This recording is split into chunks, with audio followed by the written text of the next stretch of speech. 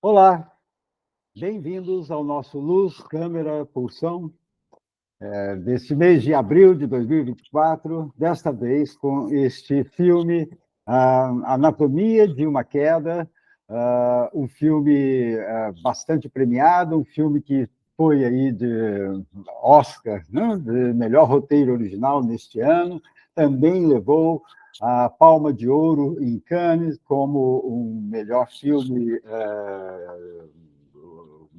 do festival, a Palma de Ouro, portanto, né?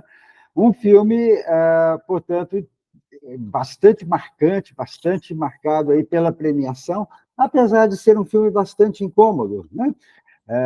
Também parecido, e nesse sentido de incomodar, com outros filmes aí do Oscar, né, deste ano, que foram, por exemplo, A Ficção Americana, o filme Zona de Interesse, também premiados, também aclamados, porém, filmes bastante incômodos, que rompem, de certa forma, com aquele quadradinho no qual a gente muitas vezes quer estar, né? E, ao contrário do Palma de Ouro de Cannes do ano passado, né, que foi este Triângulo da Tristeza, um filme bem mais tranquilo, bem mais calmo, bem mais convidativo assim, à introspecção, né? Bastante diferente assim, em termos de uma pegada. Né? É um filme dirigido aí por essa jovem roteirista que também escreveu o roteiro, a Justine Triet, é uma cineasta e roteirista francesa, né? Fez a sua formação toda aí em Paris, né? E que tem aí no seu elenco atores como a Sandra Hüller, que fez um trabalho fenomenal. A Sandra Hüller também está no Zona de Interesse, né? Uma atriz alemã fazendo parte de dois filmes que vieram a ser premiados e indicados na mesma edição do Oscar, né? Com um trabalho fenomenal, desempenhando. O garoto, o ator, né, Milo Machado Graner, que também esteve brilhante aí no filme, fazendo o pequeno Daniel, né? E também o trio principal, aí, completado, né, pela figura do Samuel Teis, que é esse também ator, né, e que você já de cara começa a perceber que os personagens principais, o casal, né, principal aí do filme, Sandra e Samuel, com o nome próprio de cada um deles, é o mesmo nome dos atores. Os atores fazem personagens com seus próprios nomes.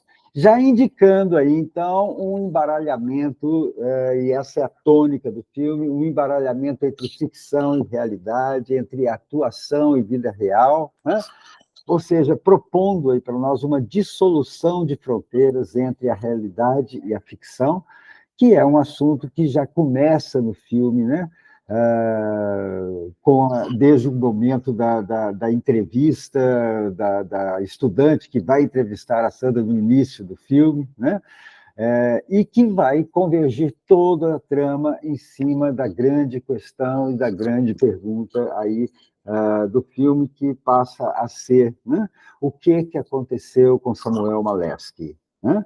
Ele é encontrado morto, caído numa queda do alto do chalé em que eles viviam aí na França, né, nos Alpes franceses, e toda a trama vai se desenrolar, então, em cima aí da situação de como é que é possível descobrir o que é que aconteceu com ele, né? O que na verdade, pode-se saber, qual é a verdade acerca da morte do Samuel Malesco. E isso já traz para a gente, portanto, uma atualidade, uma contemporaneidade marcante, bastante decisiva aí para esse filme, porque nós vivemos aí em tempos de narrativas opinativas, nós temos um tempo, estamos vivendo num tempo chamado também de um tempo de pós-verdades, né? O que é que pode constituir um estatuto da realidade, um estatuto da verdade nos tempos em que nós estamos vivendo, né? Um tempo em que qualquer paciente, ao procurar um médico, um psiquiatra, né, já vai ter ali o Dr. Google e o tiozão do WhatsApp, né, competindo de igual para igual com o profissional, com o médico que não somente tem o seu registro profissional, como assume uma responsabilidade após anos, no mínimo 10, 12 anos, no mínimo, se for um jovem médico em início de carreira, de dedicação quase que exclusiva à medicina e à sua especialidade, né?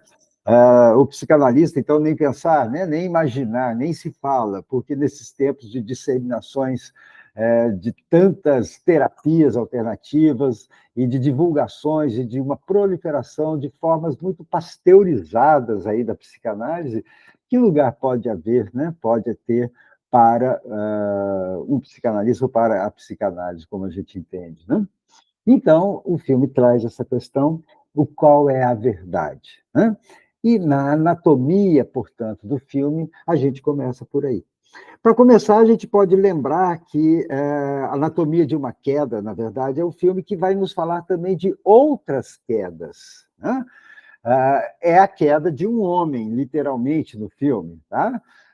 Mas também estamos vendo aí uma questão colocada em relação ao masculino, tanto é que o filme foi até aclamado, ele ganhou prêmios aí no cinema de gênero, no cinema queer, no cinema dedicado a causas feministas e LGBTQIA+, né? Estamos vendo ali Sandra no papel que faz o papel de uma escritora de grande sucesso, e o Samuel, um homem caído à revelia do seu narcisismo, né? Um morto-vivo já na criatividade, que vai se tornar, de fato, um defunto, porque vai morrer logo no início do filme.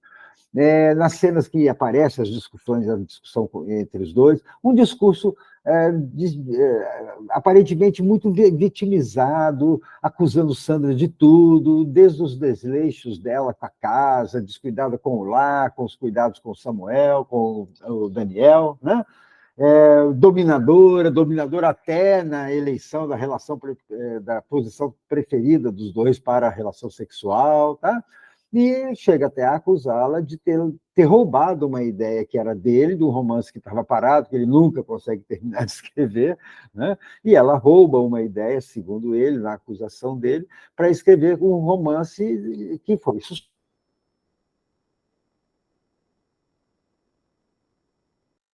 a gente vê a anatomia também de um casamento em declínio, ou pelo menos um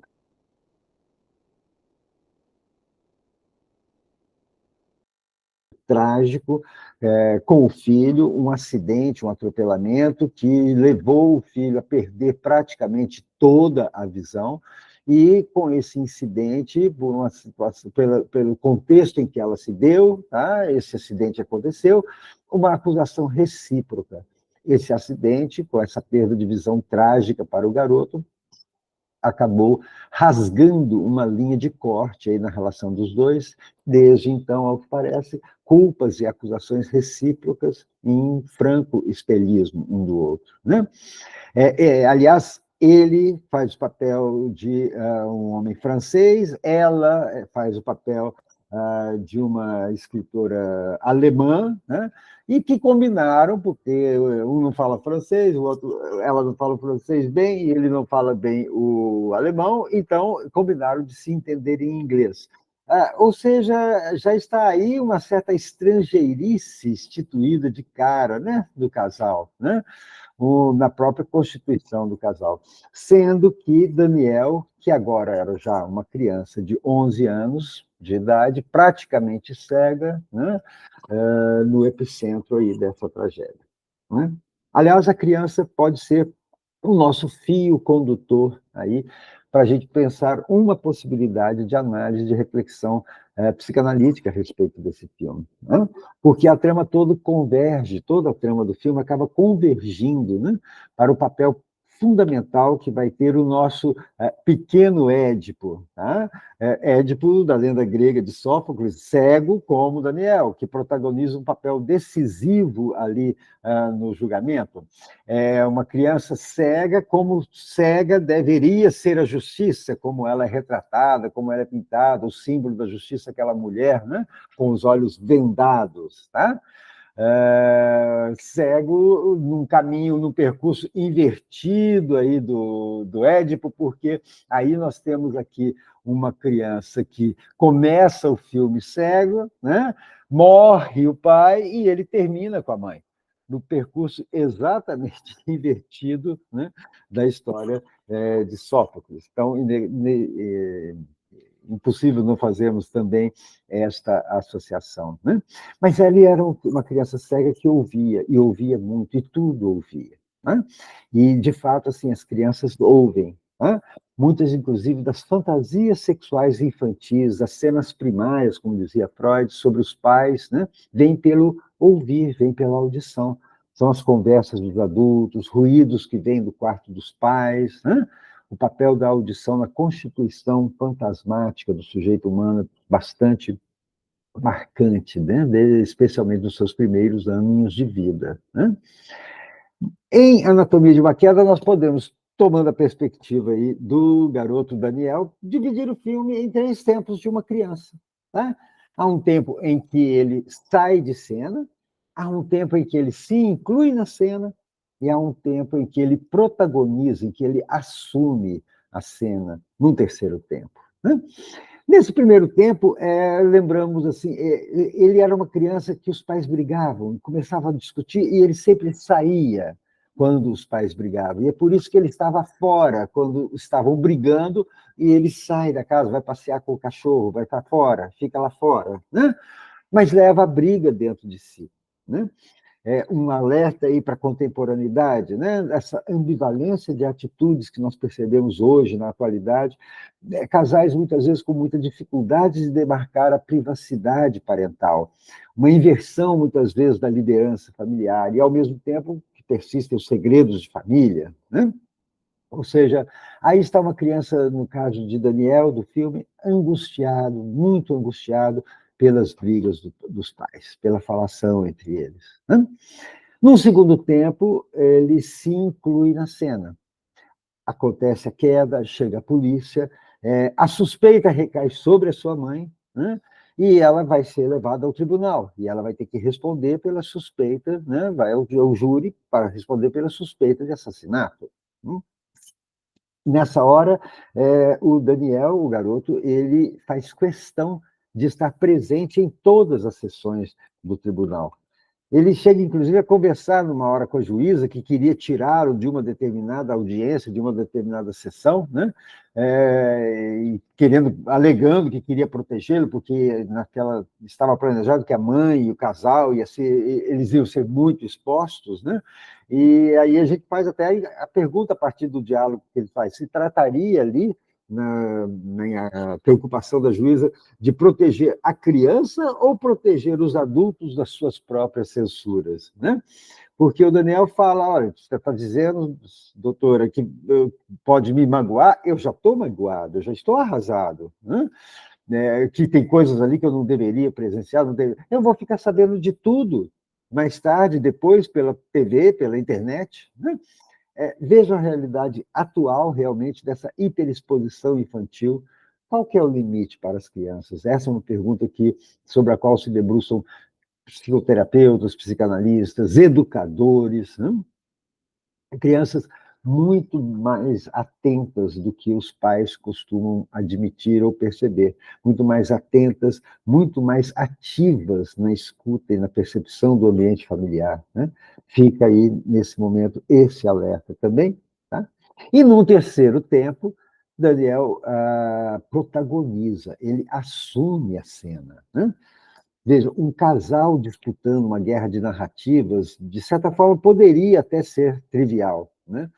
Mas o que chama a atenção nesse filme é que a única cena em que os dois se confrontam, de fato, ela é filmada com uma crueza memorável, uma tacada genial da Justine Triet, a diretora e roteirista, a partir de um áudio tocado em pleno tribunal que deixa o homem e a mulher completamente nus diante da criança e em praça pública, apesar de ninguém ver nada, como Daniel também não viu nada. Os sons, as gritarias, a gravação que o Samuel havia feito na véspera que ele iria morrer, né? Sugerindo muita incriminação, sim, para a mulher dele, né? Uma briga séria entre eles. Ou seja, nesta situação, vemos o sofrimento intenso de uma criança que se encontra naquela clássica posição de sem saída. Situações que são muitas vezes dramáticas nas clínicas, que a gente percebe aqui na clínica de adolescentes, de crianças, né? Onde qualquer partido que a criança tome numa disputa dos pais, numa situação de traição dos pais, por exemplo, qualquer partido que a criança tome, necessariamente significará cumplicidade com um e traição ao outro do par parental, né? Esse aí também é um momento de desespero.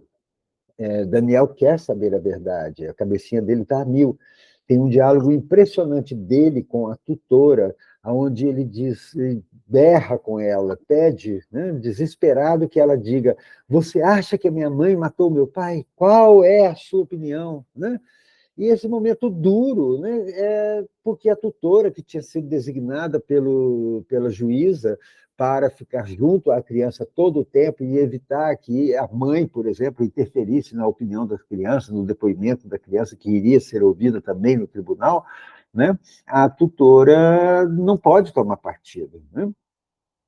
São situações assim de uma demanda muito grande. Faz lembrar a clínica psicanalítica, onde o analista se vê muitas vezes numa angústia, né, por não poder suprir a demanda, não poder suprir, muitas das vezes, a tomada de decisão ou a versão que mais interessaria ao paciente. Tá? É muito complicado isso nesse sentido, na relação analisando-analista, o analista tomar o partido de uma determinada decisão, nas pequenas e grandes decisões da vida. Né?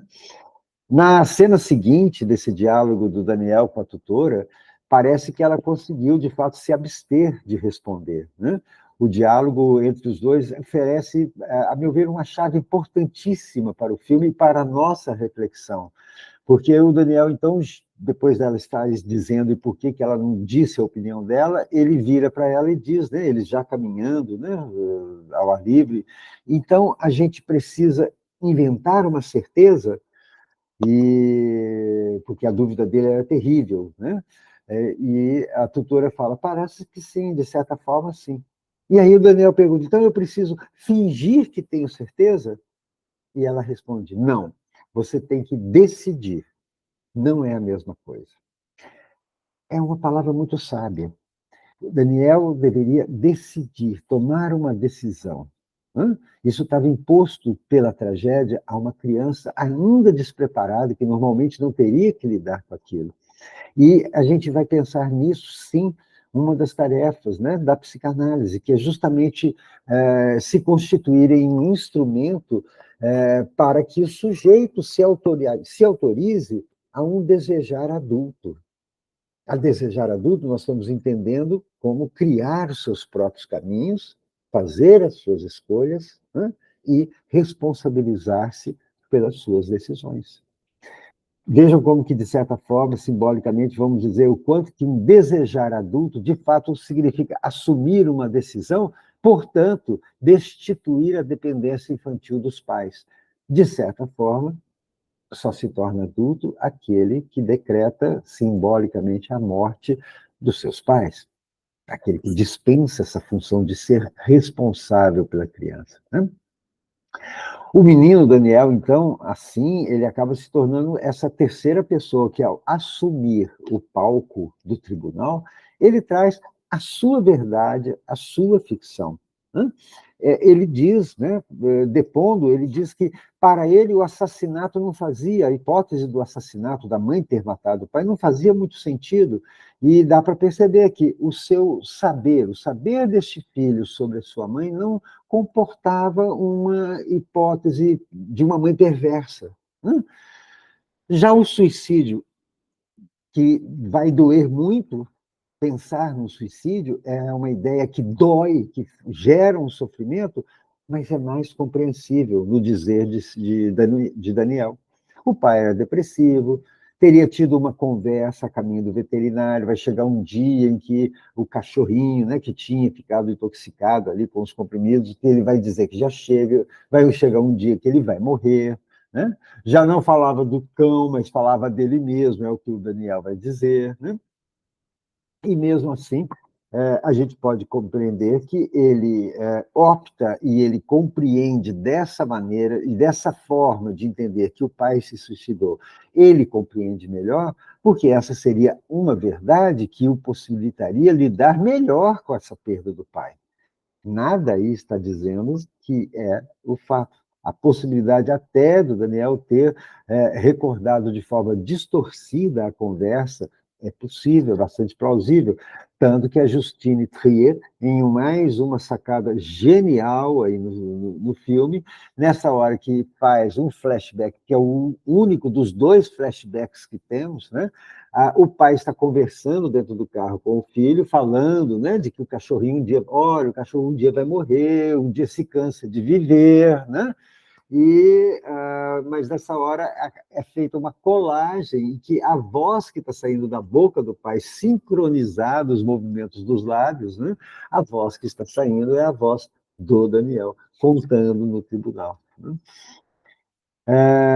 Por falar em tribunal, uma pinceladinha acerca do tribunal, tá? É uma estratégia narrativa toda ali para desvelar o desconhecido, e com isso a diretora e o filme nos propõem o papel de jurados muito angustiados. Ela nos coloca no lugar de jurados, né? E, como disse o advogado de defesa, o amigo, né? Ex-paquera, ex-namorado lá da Sandra Voiter, né? Julgamentos não são sobre a verdade. Né? E, no outro momento, ele faz um protesto diante dos argumentos ali do promotor e diante da juíza, ele fala, não podemos preencher os vazios com suposições. Né?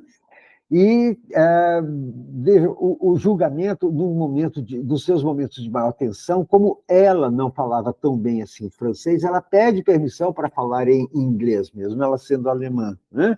E é concedido, e aí há um momento de tradução simultânea. Faz-nos lembrar, inevitavelmente, um artigo do Ferenczi, Sandor Ferenczi, um dos discípulos mais chegados a Freud, psicanalista também, que escreveu um texto justamente sobre a questão da ficção e da realidade na questão da fantasia sexual infantil, da vivência de sedução da criança, aonde para a criança, e esse é o título do artigo, confusão de línguas, né?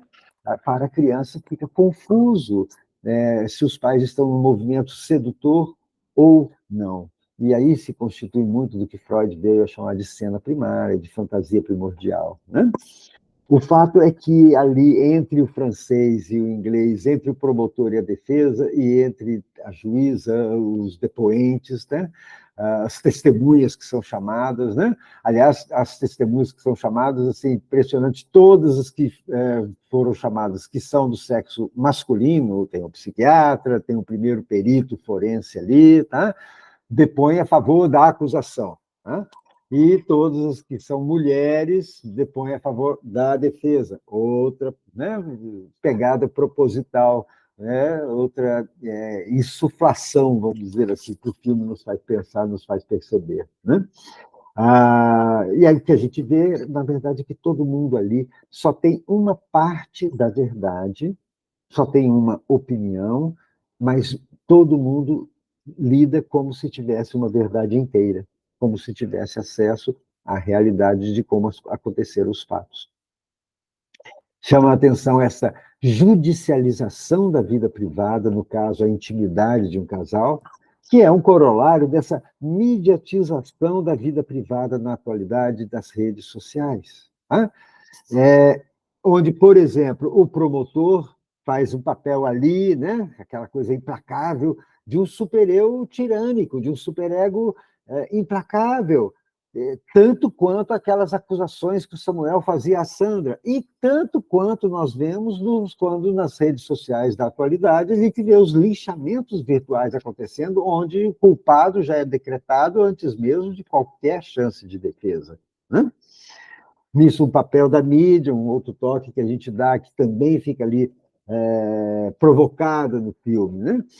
Onde qualquer verdade tende a ser aceita melhor do que a falta de uma verdade. Um suposto saber sempre é melhor tolerado do que um não saber. Daí, muitas vezes, a força, a intensidade da relação de transferência numa terapia psicanalítica. Né? E tem uma frase fenomenal no filme, né? Quando é dito a forma como ele morreu não importa. A ideia de uma escritora que mata o seu marido é muito mais interessante do que a de um professor que se mata, né? Ou seja, cuidado, né?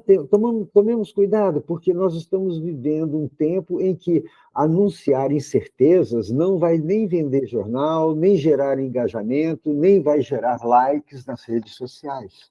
Tá? Porque verdade e ficção se mesclam e se confundem aqui na vida real. Né? Por isso, caminhando para o final, né, dessa nossa reflexão, mas para a abertura aí para as reflexões de vocês, né, nós podemos pensar que, como um epílogo aqui dessa nossa fala, que a metapsicologia, que a psicanálise oferece a possibilidade de uma anatomia da incerteza. Né? Veja, a própria psicanálise nasce, vamos recordar, justamente dessa, né, noção de verdade inseparável da noção de realidade, mas que, para ter a noção de realidade, nos primórdios da psicanálise, Freud já descreveu dois termos, né, para se referir à realidade. Havia no alemão de Freud o Realität, que seria esta realidade objetiva, externa, apreensível pelos órgãos dos sentidos, comum a todos os observadores, né? E haveria a realidade interna, a Wirklichkeit freudiana. Né? É um termo usado para falar desta realidade interna que nem sempre corresponde à externa. A vivência nem sempre corresponde à experiência. Né? E Freud dizia, quando se trata da neurose humana, a realidade interna é a decisiva. Né? Vejam como nasce a psicanálise, né, no quadro das neuroses. Tomemos, por exemplo, o paradigma da histeria, como a neurose paradigmática, né, o grande mistério ali, interrogado por Freud, por Breuer, nos primórdios, né, no alvorecer dos tempos psicanalíticos, né? Ainda nos tempos pré-psicanalíticos. Para o saber médico psiquiátrico daquele momento, o corpo da histérica, como ela é examinada e não tinha nenhuma lesão, o corpo da histérica, para usar a linguagem dos tribunais, seria inocente, não tinha nenhuma patologia orgânica.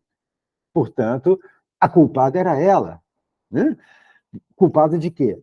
De dissimulação, de mentira, de teatralização, de manipulação, de tentar, com aquela encenação, obter benefícios secundários de uma condição de pseudo-doente, de pseudo-enfermidade. Tá? Para o saber ainda pré-psicanalítico de Freud, com o método catártico, usando a hipnose de Charcot e com Breuer, nos tempos ainda pré-psicanálise, surge uma coisa interessante, porque o conteúdo confessado, trazido à tona, não recordado conscientemente, mas sob hipnose, resgatado, né? A memória era traumática, era uma memória de uma cena sexual infantil, de uma cena de um abuso da criança por um maior. Né? Uma cena de sedução, né? E que Freud toma como sendo, então, a nova verdade. Né? A verdade daquela enfermidade é que aquela tinha sido uma criança vítima de um abuso sexual infantil. Entretanto, as coisas avançam ainda mais, e a psicanálise, na verdade, nasce quando também não só abandona a hipnose por se mostrar infrutífera, cujos resultados não perduravam muito tempo, né? Muitos pacientes não eram hipnotizáveis, Freud mesmo não se considerava um bom hipnotizador, mas o que mais chamava atenção é que foi a constatação de que esse tipo de relato se multiplicava tanto que, como disse Freud numa carta, né, ao seu amigo Oscar Pfister, né, ele dizia, se elas estivessem falando a verdade, significa que todos os pais do mundo seriam pedófilos, seriam pederastas, seriam abusadores. Né? Isso não pode corresponder à realidade. E é nessa hora que nasce, então, o conceito de fantasia. Esse pedaço de ficção investido de verdade, investido de afeto pelo sujeito. Né? E com a fantasia se descobre que aquilo que se descobria através do método catártico, que era confessado, que era lembrado, entre aspas, durante o momento da hipnose, não eram vivências da realidade externa, né? Eram acontecimentos internos, eram fantasias vivenciadas pela criança inconscientemente e que eram poderosas o suficiente, exatamente por serem inconscientes, para gerarem o sintoma, para o sujeito adoecer, né? Então, do tribunal da observação, do método psicanalítico, a histérica, na verdade, não era mais uma culpada e nem tampouco necessariamente era uma vítima, né? E é por isso que a psicanálise não é um tribunal. Muita cautela com a posição moralista que muitas vezes o terapeuta, o psicanalista, o psicólogo de orientação psicanalítica é incitado aí a ocupar, né, pelo relato do seu paciente. Muito cuidado. Esta dialética, por exemplo, é um tema tão fecundo, tão interessante, tão fascinante, essa dialética entre o dentro e o fora, né? O ficcional e a realidade, entre o fantasiar e a realidade ou a verdade exterior ao sujeito. Que ela está ali na base, por exemplo, e estimulou Lacan na sua criatividade conjecturar a respeito dos seus modelos topológicos, né? O touro, a garrafa de Klein, por exemplo, né? Essas conjecturas espaciais a respeito dessa continuidade dentro e fora, a banda de Möbius, por exemplo, né? E no senso comum, porque no senso comum, muitas vezes, essa história de fantasia, de ficção, é tomada de uma forma muito pejorativa, de muito depreciada, né? E até no meio psicanalítico, por vezes, a gente se surpreende de ver ser tratado uma fantasia como se fosse algo negativo, como se fosse algo de menor valor ou algo degradado, quando, na verdade, bem nos recorda muito Winnicott, né? A fantasia como um momento extremamente antecedente do futuro pensamento mais adulto, mais organizado, mais racional, que a criança vai começar a desenvolver, e o pensamento como a primeira propriedade privada, né, do sujeito humano, precedido pelo fantasiar, né? Por isso a gente se preocupa muito com essa questão dessa colonização do pensamento por noções passionais, pulsionais, seja na vida individual, seja na psicologia das massas, né? Esta forma de pensar, muitas vezes até argumentando, usando argumentos aparentemente psicanalíticos, né, para estar a serviço de uma moral do indivíduo, a serviço de ideologias, a serviço de fanatismos de todo tipo, né?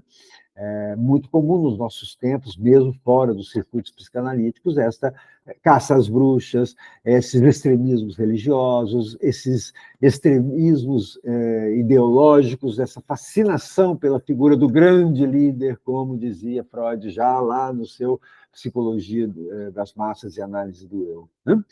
Um exemplo no filme, inclusive, que aparece nesse sentido é justamente a figura do psiquiatra, o único profissional de saúde mental que aparece ali, né? Quando ele está depondo e ele vem falar totalmente, de uma forma totalmente identificada com o que seria o discurso do Samuel, quando ainda se tratava com ele, quando fazia terapia com ele, né? Ele se reduziu a um avatar ali do falecido, além do problema sério da quebra de sigilo, né?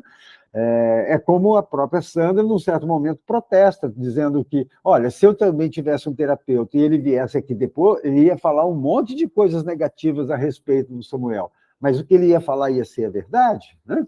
Então, muito delicado, muito importante para o terapeuta, para o psicanalista estarem atentos a esse posicionamento, né? E essa confusão aí de tomar por verdade também o discurso do paciente, né? E aí, finalmente, como é que ficamos? No balanço final, né? Sandra é culpada ou inocente?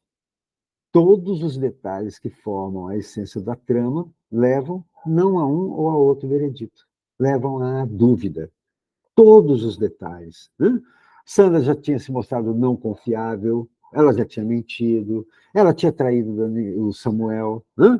As gravações poderiam ter sido feitas por Samuel para justamente incriminá-la como uma vingança. Ele estava planejando, sim, se matar e depois daria um jeito de incriminá-la. Né? O discurso intimista, invejoso de Samuel, entretanto, não prova o seu suicídio, né? Assim como a Sandra ter mentido numa determinada um quesito lá, né, do seu depoimento, ela não prova que ela era a criminosa. A verdade do Daniel, do filho, foi decisiva, mas é uma verdade dele, é uma verdade escolhida por ele, que mesmo que apoiado em fatos, não prova necessariamente a inocência da mãe, né? Ou seja, daí fica a nossa palavra assim de centralidade nessa nossa reflexão sobre o filme. A grande protagonista, o grande personagem deste filme é a incerteza, é a dúvida. A intenção explícita da diretora e roteirista da Justine Triet foi investir nas dúvidas.